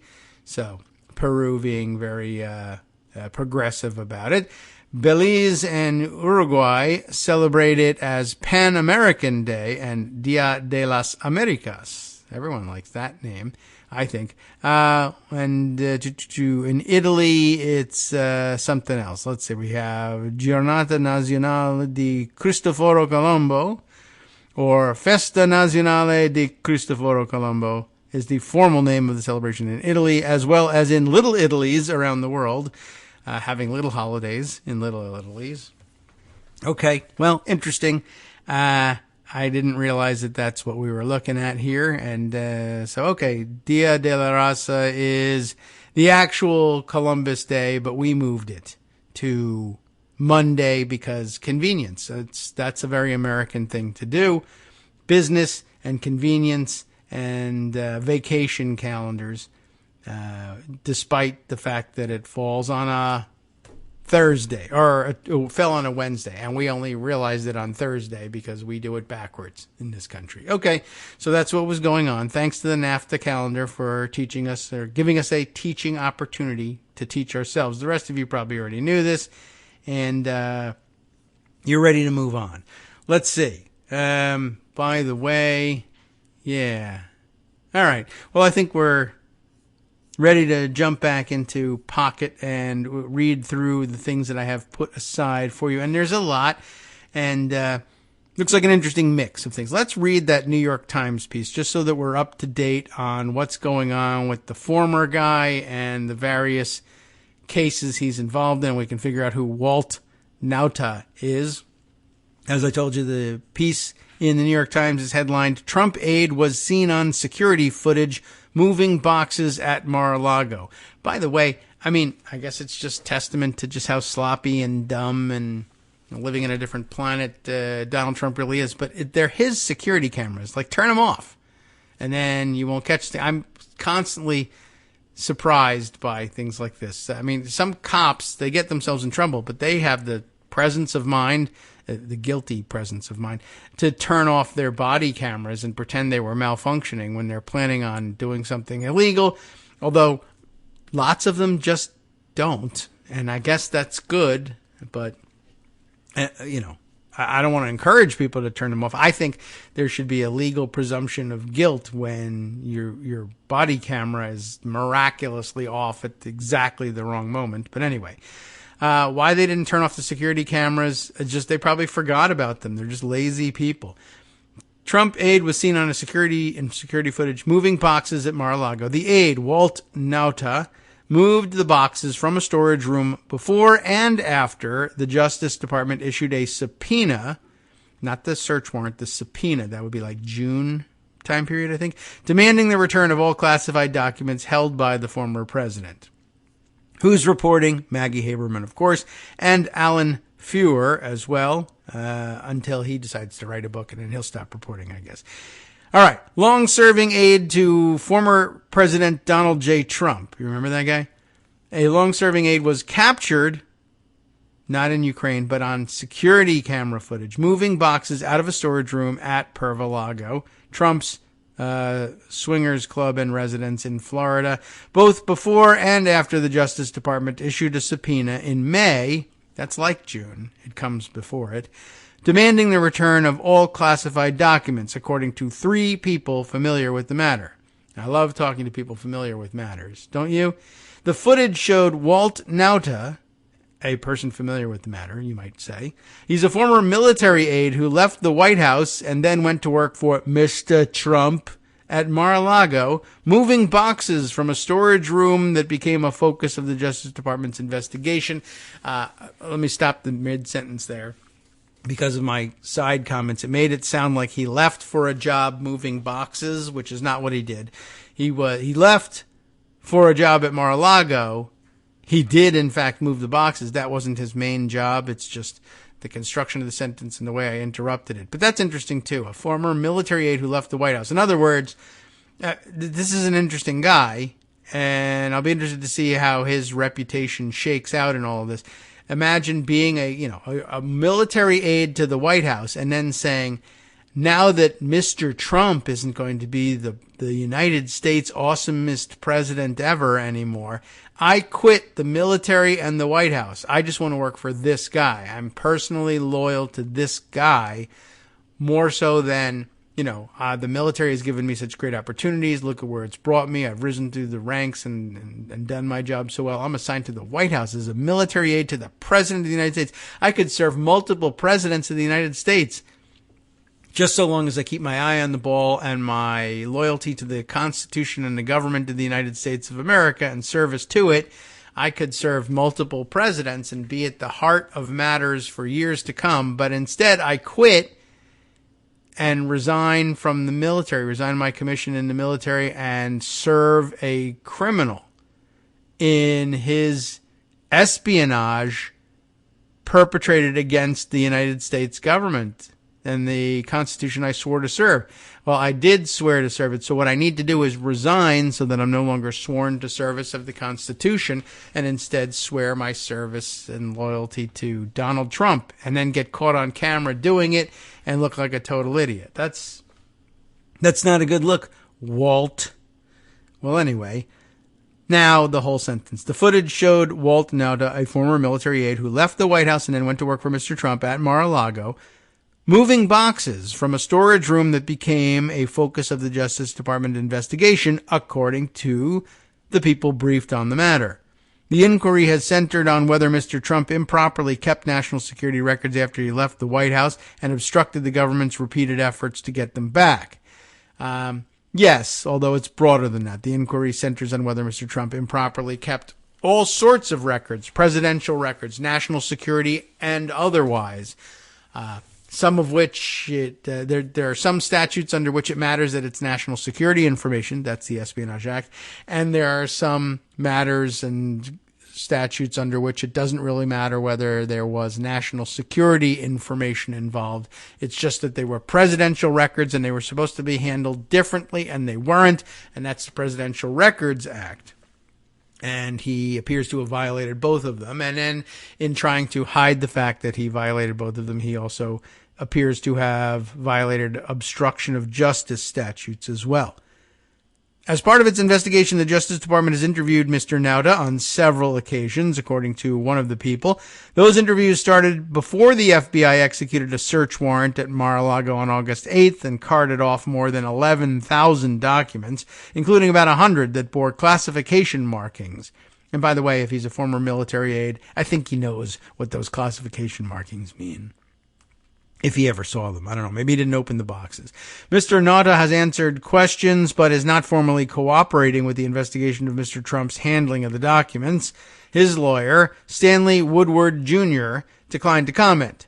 Taylor Budowich, a spokesman for Mr. Trump, used the occasion to lob accusations against Joe Biden somehow.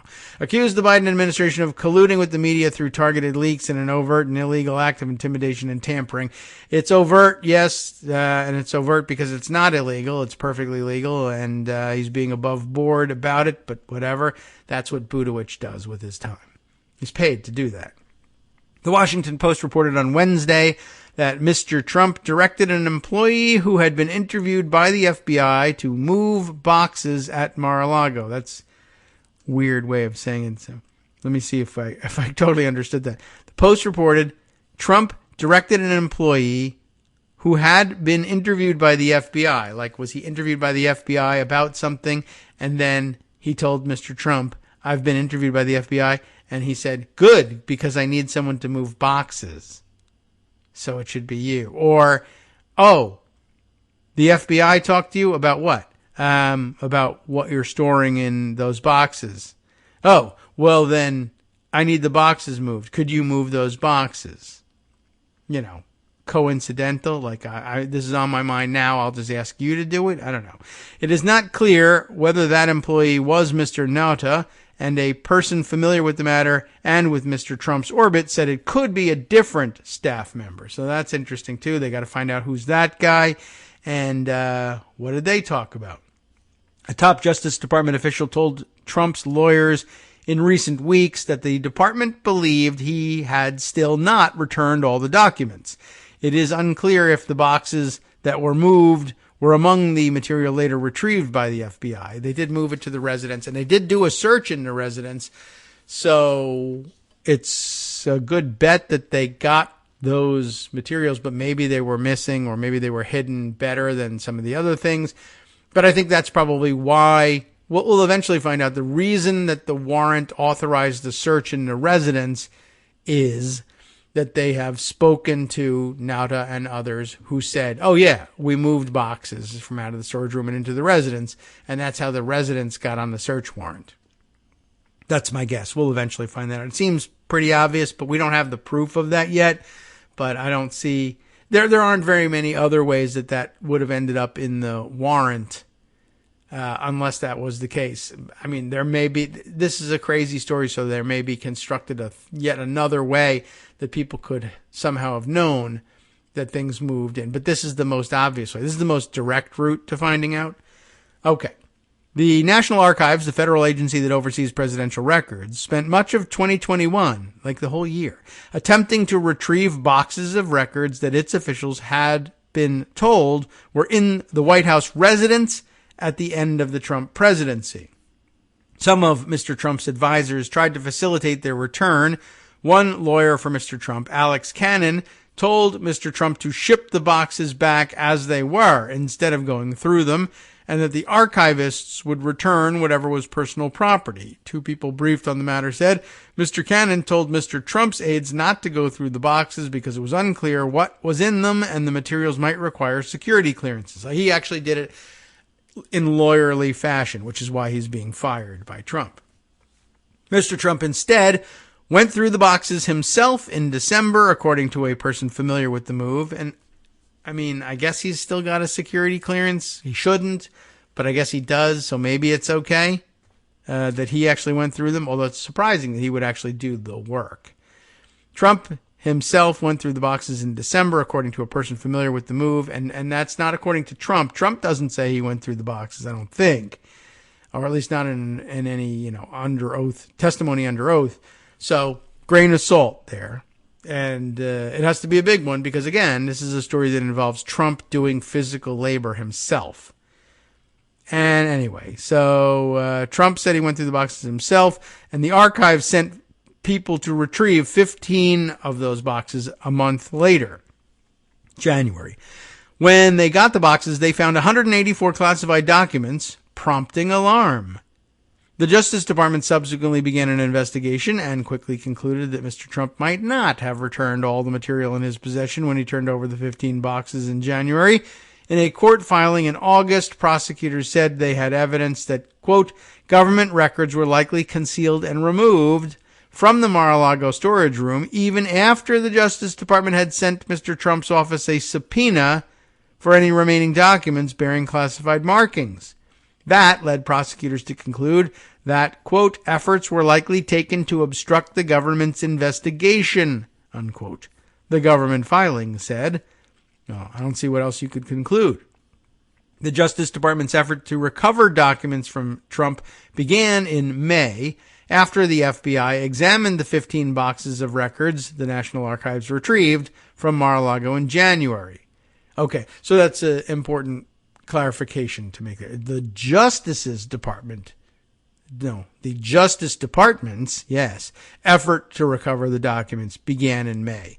The records, Archives and Records Administration effort to recover the documents began in, September, I think, if we remember the other stories correctly. And then by December, Trump is allegedly going through the boxes himself, and then in January, they hand them back. No subpoena, no formal process or legally binding demand, just a request, hey, send these things back, and they did it. The Justice Department only gets involved in May after the FBI examined the 15 boxes from the archives, because the archivists got the boxes back, opened them up, and said, wow, classified information. We need to find out how that got in there and what's been happening with this classified information since it left the White House and then finally came back now.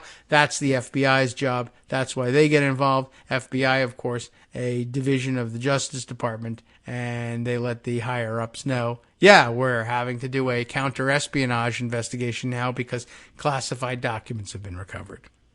On May 11th, lawyers for the Justice Department obtained a subpoena to retrieve all materials marked as classified that had not already been turned over by the former president. In response to that subpoena, Trump's team presented FBI agents on June 3rd with 38 additional documents bearing classified markings. Among them were 17 labeled top secret, right? They put that in the big Redwell envelope and handed it over at the next meeting. But one of Mr. Trump's lawyers present during that visit, quote, explicitly prohibited government personnel from opening or looking inside any of the boxes that remained in the storage room, giving no opportunity for the government to confirm that no documents with classification markings remained, the Justice Department filing in August said. And that seems like a weird play. Mr. Trump's team also provided the department's National Security Division in June with a written statement on behalf of his office by one of Mr. Trump's lawyers who was serving as the formal custodian, quote-unquote, custodian of the files. That's Christina Bobb. While that person's name has been redacted in government filings, multiple people have identified her as Christina Bobb. I mean, we have, I don't know where it's redacted in government filings, I guess. But, I mean, don't we have a photo of her signature on the letter attesting that everything's been returned to the best of her knowledge? The Justice Department subsequently obtained a subpoena for security camera footage from inside Mar-a-Lago, and documents filed in the case disclosed that the department had been working with multiple civilian witnesses before it sought the search warrant used to carry out the search of Mar-a-Lago on August 8th. During the search, FBI agents found 3 classified documents in desks in Mr. Trump's office, with more than 100 documents in 13 boxes or containers with classification markings in the residence, including some at the most restrictive levels, according to Justice Department filing in August. The investigation into Mr. Trump's handling of the documents is just one of an array of legal problems he faces. The Justice Department is separately investigating the efforts by Mr. Trump and his allies to overturn the results of the 2020 election and the events that led to the storming of the Capitol by Trump supporters on January 6, 2021. The District Attorney of Fulton County, Georgia, is also conducting a broad inquiry into attempts by Mr. Trump and several of his allies to overturn Mr. Trump's defeat in the election. No mention here of the case in New York because that's a civil proceeding, and these are just criminal proceedings that they listed here, I think. On Thursday, the House committee investigating January 6th, that's today, is scheduled to hold what is likely to be its last full-scale public hearing.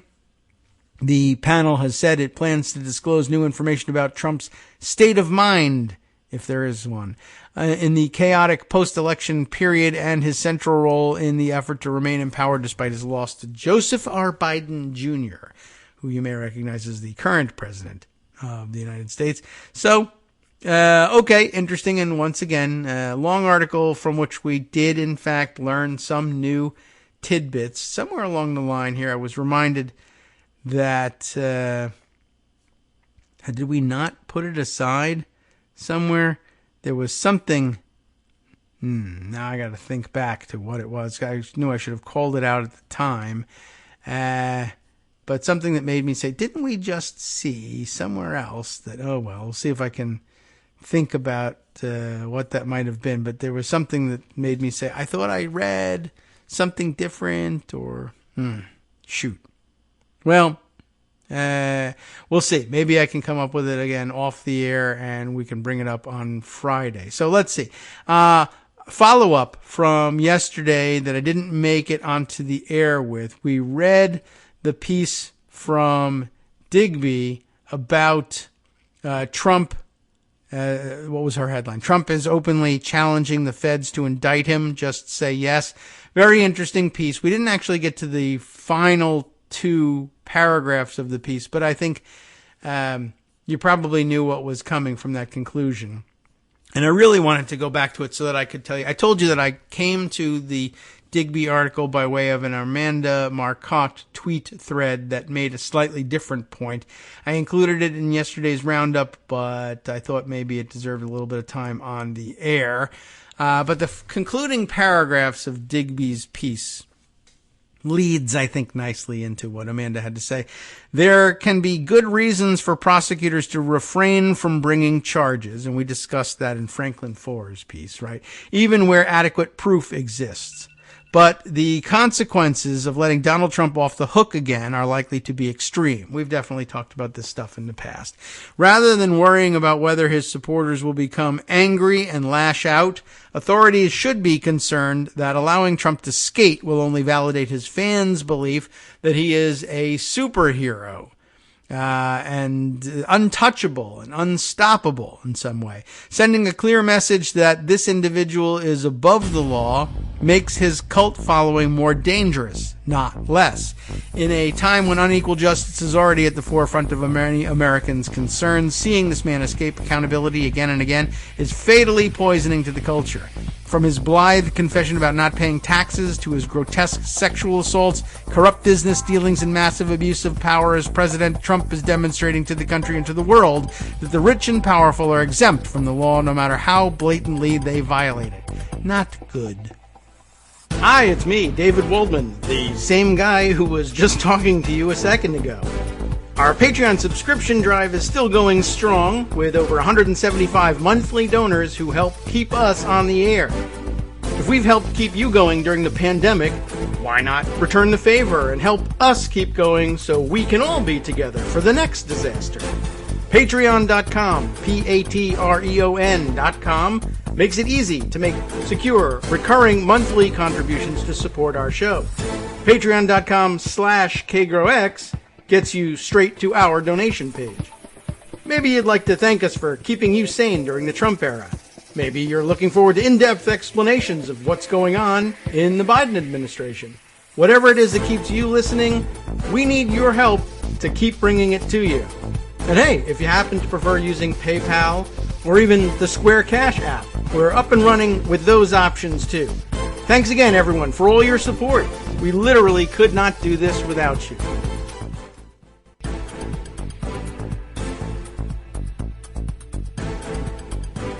All right, welcome back now to the Kagro in the Morning Show here on Netroots Radio. I remembered during the break, by the way, what was the thing that I saw being circulated that was related to the New York Times article. Now, I can't recall exactly where I saw it, but I have some idea. We'll see if I can track it down. But there was a story circulating that as part of the chaos of Trump's final departure from the White House, that the White House staff had scheduled some movers to come and take boxes, presumably some of these boxes, from the White House residence and move them, but only some of them went to Mar-a-Lago, and that apparently there were instructions for some of them to go to Trump Tower as well, which sounds again like they're building the case to eventually get a search warrant for other of his residences, but that they had scheduled these movers and apparently then at the last minute canceled the movers and handled the moving of the documents in some other way, which is odd only because, ordinarily you'd say, well, so what? Who cares? They switch moving companies. That's not such a big deal. But apparently,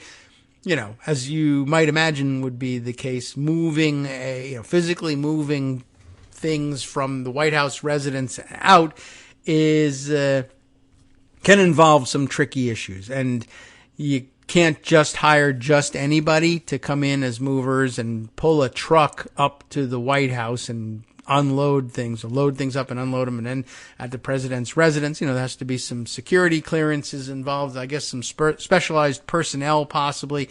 Not every mover can do this job.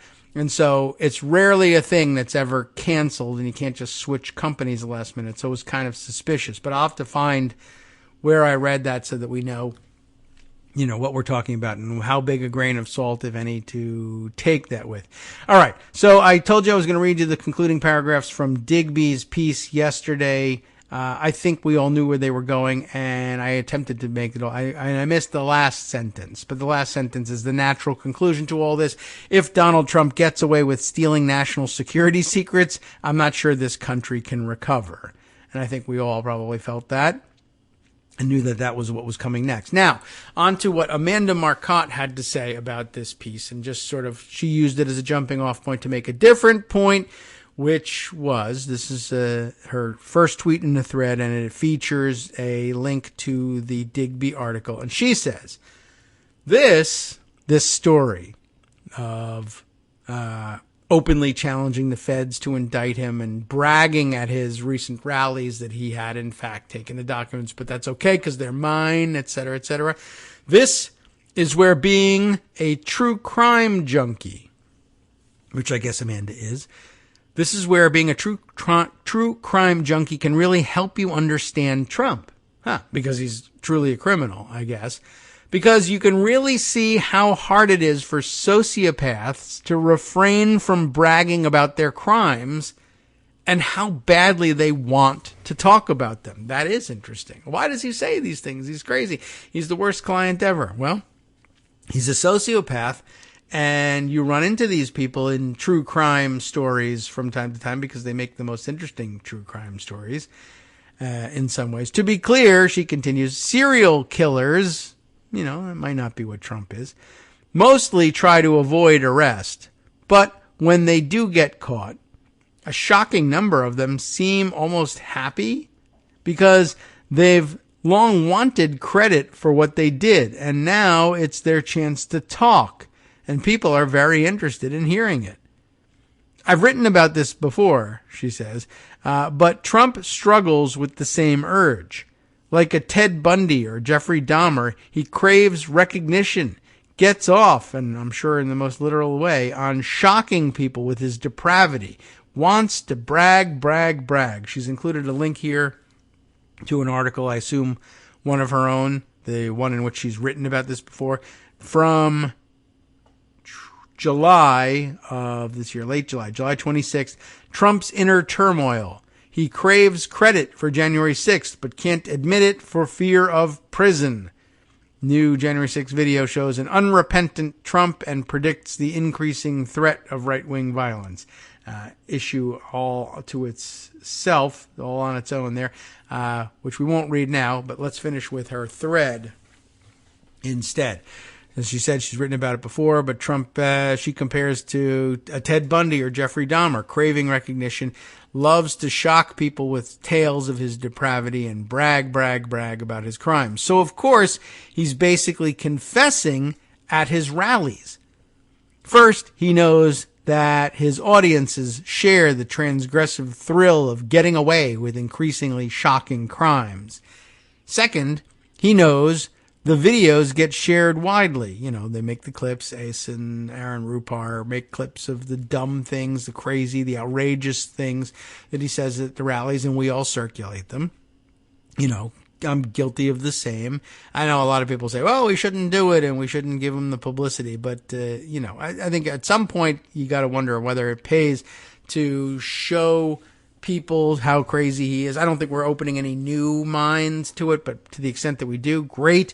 But to the extent that it re-energizes people to understand just how crazy he is and just what's at stake and how badly they need to vote in this and every election in order to be rid of him once and for all, if that's even possible, then, great. Anyway, as he says, as Amanda says, he knows the videos get shared widely. He must feel so much pleasure imagining how liberals are outraged but impotent. He brags about crimes, but the DOJ still does nothing. Like a serial killer who returns to the scene of the crime to drink in people's rage and grief. True crime junkies also know that criminals of this mindset tend to escalate, doing ever more depraved things in order to see what they can get away with, unless they're stopped, which is why there's so much focus on the DOJ's duty to step up and their failures to do so. We understand what's driving some of that, and whether or not it's truly a failure is in question, but okay. But this is what it looks like to the outside, right? And this is how Trump will be interpreting it. I doubt very much that he's in Franklin Foer's space saying, well, I'm not being prosecuted, but the only reason I'm not being prosecuted is that they're making the case ironclad against me. He's just thinking I might be able to get away with this after all. So, we've already seen this with Trump. He started off as a 2-bit fraudster, but he escalated. Russian collusion, extortion schemes against Zelensky, January 6th. His constant chatter about the documents is starting to paint a picture of one of his goals, which was using the documents as extortion leverage against the U.S. government in a scheme similar to the one he was running against Zelensky. And here she quotes from the New York Times piece. And which piece was it? How Trump deflected demands for documents and meshing aides. Did we read this one? I'm not certain whether we did read this one or not, but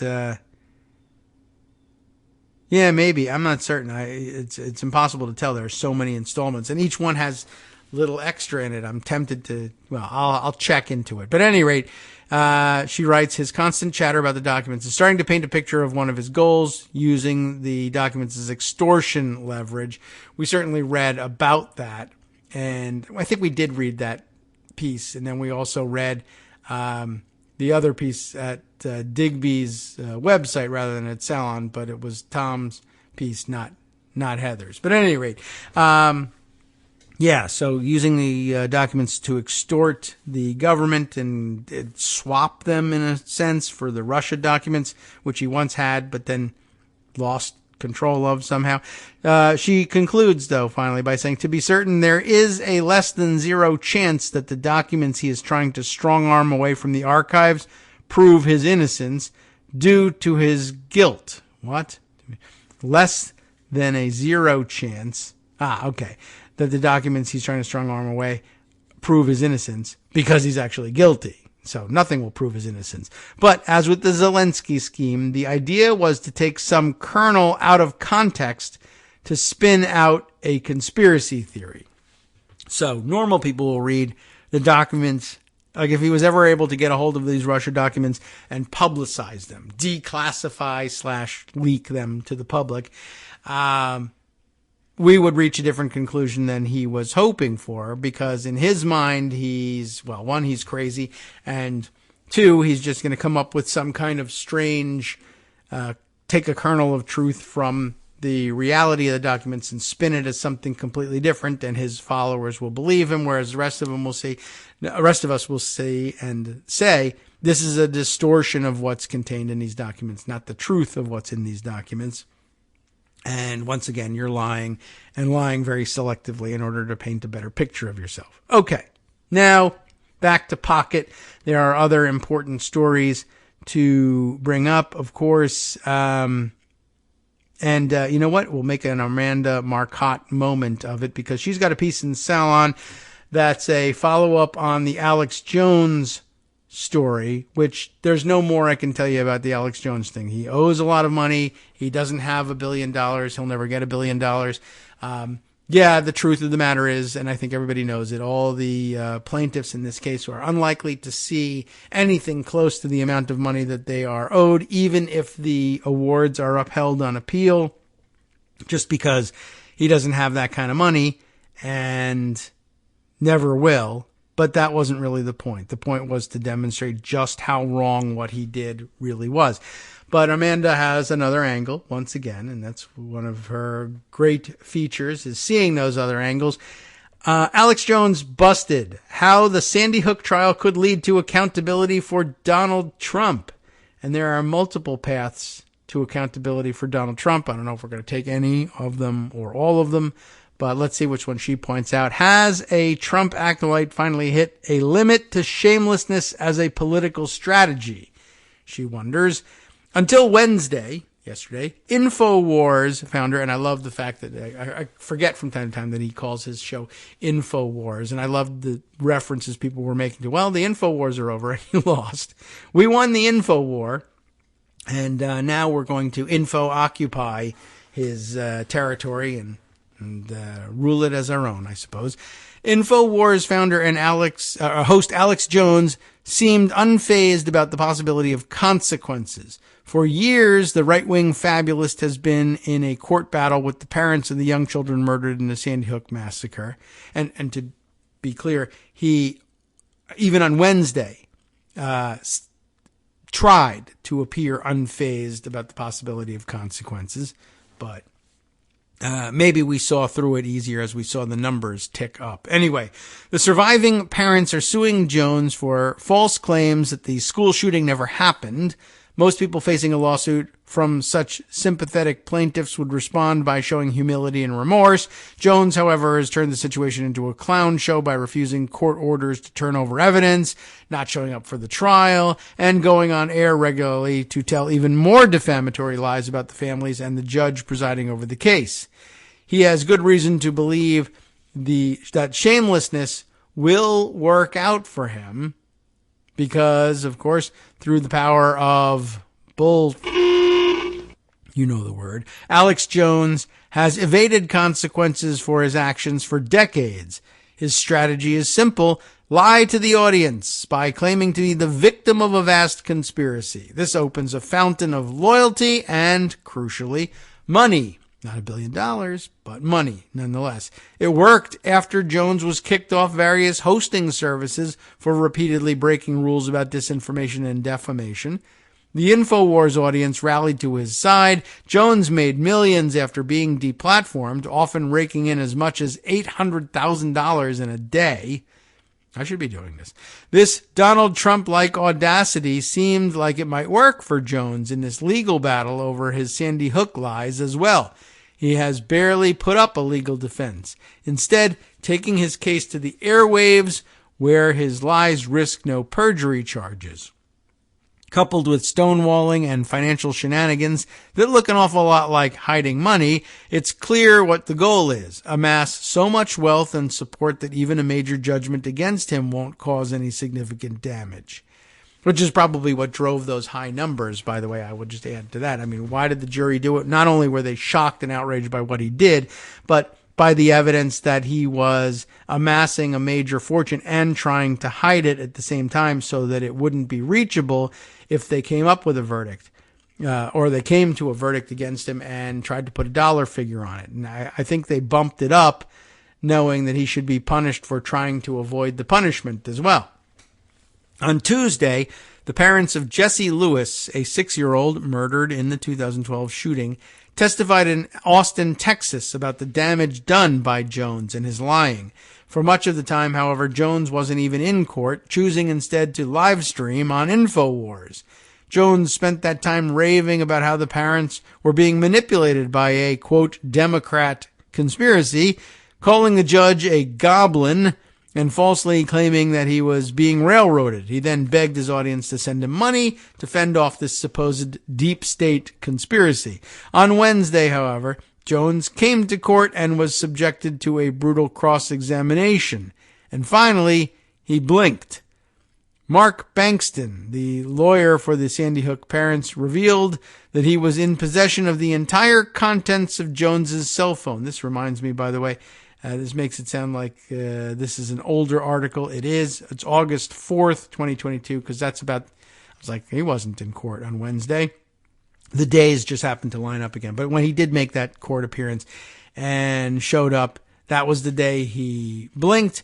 Mark Bankston, the lawyer for the Sandy Hook parents, revealed that he was in possession of the entire contents of Jones's cell phone, something Jones clearly didn't realize. Bankston also played an InfoWars clip of Jones implying that the judge conspires with pedophiles and laid waste to Jones's attempt to plead poverty to keep the jury from giving the family the $150 million they're asking for. The video of Jones getting rattled swiftly went viral, and I guess it's here in this embedded Law and Crime Network tweet, and you've likely seen it already, because it was from back in August. Jones, who has decades of experience as a gaslighter, kept chattering and accusing the lawyer of trying to have a Perry Mason moment. Still, it's hard to deny that a flicker of concern crossed his face, a small sign of fear that this may, after all this time, be a problem that Jones can't escape through lying and bombast. Jones, New York Times reporter Elizabeth Williamson tweeted, was later seen sweating so much his hair is soaked and dripping onto his blue collar. Noting for the record that it is in fact a blue collar by adding some asterisks here. To make the moment even more delicious, the newly freed cell phone records may now be finding their way into the investigation of the January 6th insurrection, which Jones played a heavy hand in hyping. And, of course, showing up on the day and rallying troops at the Capitol to break in. The House committee investigating the Capitol riot has indicated an interest in getting the phone records. During recess, Bankston was heard saying into a hot mic, "You know what nobody's thought about yet? What happens when that phone goes to law enforcement?" On Thursday, Bankston said in court that he's producing Jones's phone records to the committee immediately after the hearing, unless the judge orders him not to which the judge replied that she wasn't sure she even could refuse to do so. "If I do this, what do I have to lose?" That's how Trump justified both the big lie and the resulting coup effort that culminated in the January 6th insurrection, according to testimony offered to the committee by a former Trump appointee. Alas, Trump's belief that he will evade political and legal consequences for trying to overthrow democracy has so far proven true. Yes, he lost the 2020 election and his coup failed, but the big lie has only metastasized since then. Republicans across the country have come to share Trump's confidence that as long as they never break character as big lie believers, they will eventually build enough power and momentum to finally land the kill shot on American democracy. And they're not wrong to believe that. Recent wins by election deniers in Arizona's Republican primary move the GOP closer to a chance to steal the state's electoral votes, for Trump in 2024, which could be enough to steal the entire presidential election. One of the most demoralizing aspects of the past few years is how effective Jones, Trump, and their fellow authoritarian leaders have been with this never blink strategy. Even when they lose, they seem to win, growing in power and wealth while legal authorities seem incapable of holding them to account. Instead, prosecutors falter, flagrant law-breaking is ignored, and the coffers of anti-democracy leaders keep filling. Indeed, the sickness is spreading as more people get intoxicated by the idea that there's no limit to the wealth and power that could be accumulated, so long as you abandon any lingering attachment to truth or decency. Witness how the former left-wing writers have been shilling for Jones, pretending he's a free speech hero instead of a man being held responsible for torturing the parents of murdered children. It's unlikely that these men are stupid enough to believe their own rhetoric. It's just that the cult of shamelessness is that alluring. As Trump said, what do they have to lose? That's why the Jones trial feels like it has weight outside of the already hefty question of whether he should pay for defaming the families of mass shooting victims. If Jones suffers a real consequence for this, it would boost hopes that accountability is possible. It would allow people to believe we don't actually have to lay down and let evil men walk all over us. There is a limit to how far shamelessness can get you. The recent guilty verdict for former Trump aide Steve Bannon for his refusal to answer a subpoena offers a similar ember of hope. Bannon also had no real rejoinder in the face of his obvious guilt and instead tried to save himself through sheer bellicosity. So far, that doesn't seem to be working, though the fight isn't over until he's actually in prison. He still seems to feel he can beat this with relentless gaslighting. His lawyers called no witnesses and offered no evidence in his defense during his recent trial.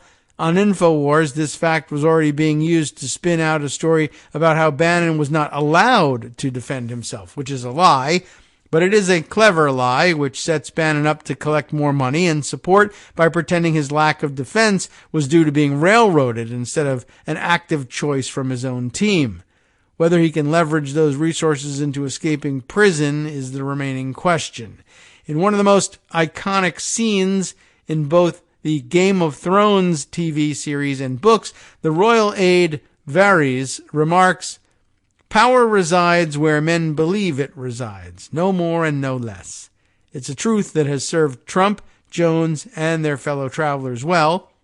By creating the illusion of invincibility, these authoritarians have turned invincibility into a reality.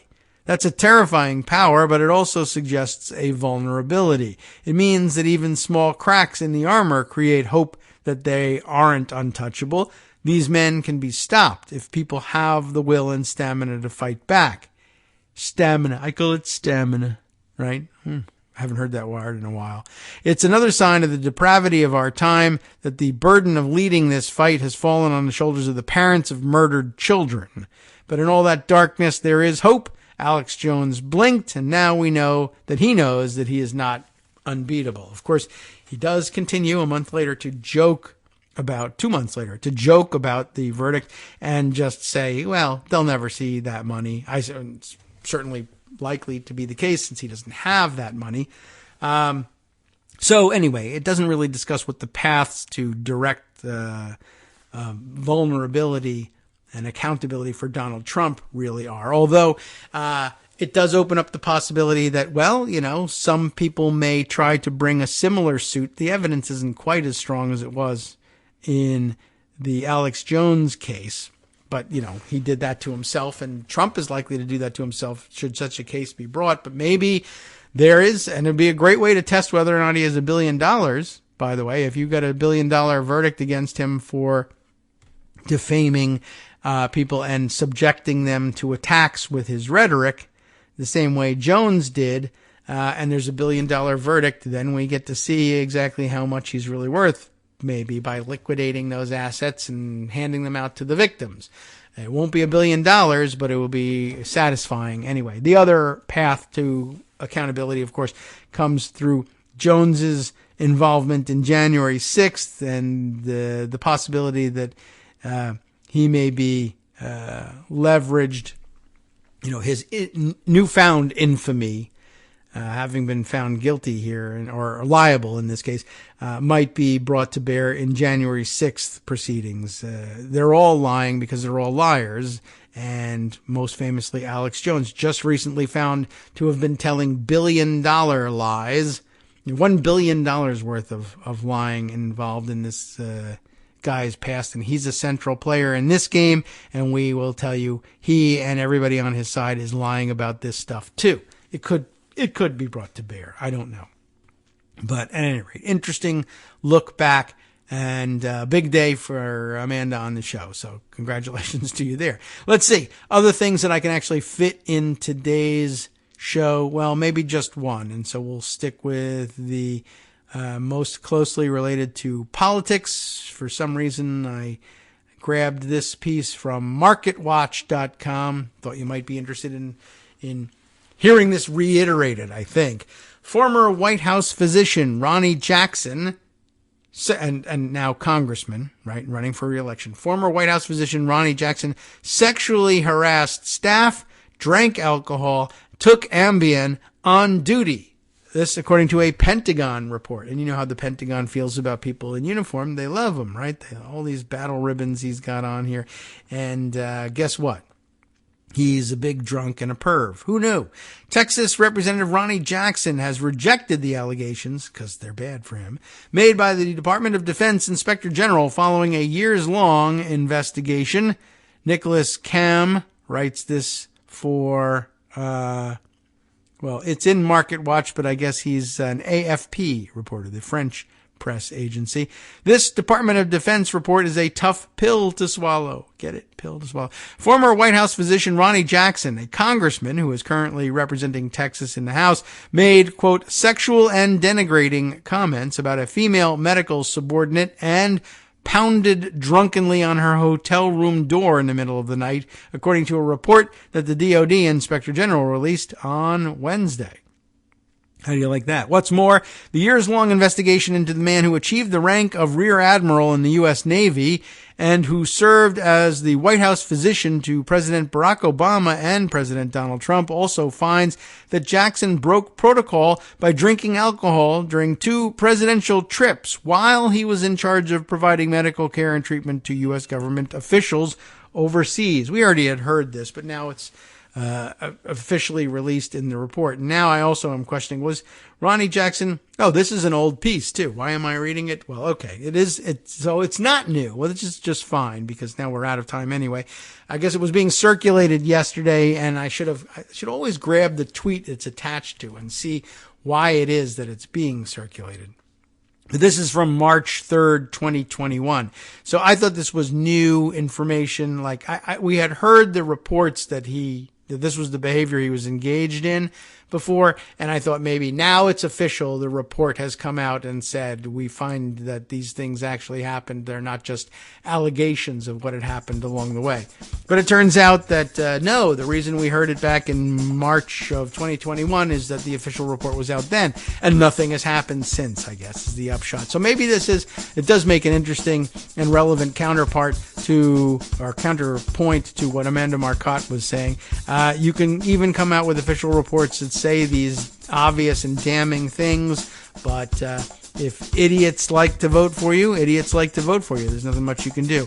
My next question was whether or not Ronnie Jackson was actually in the Navy, or whether this is a public health service rank that he holds, which makes him the equivalent of a rear admiral in the Navy, but not actually a rear admiral in the Navy. I don't remember what Ronnie Jackson's background is, but because he was also attached to the public health service, but serving at Walter Reed, it's entirely possible that he had a military rank as well, or was just, had a PHS rank. I'll look it up.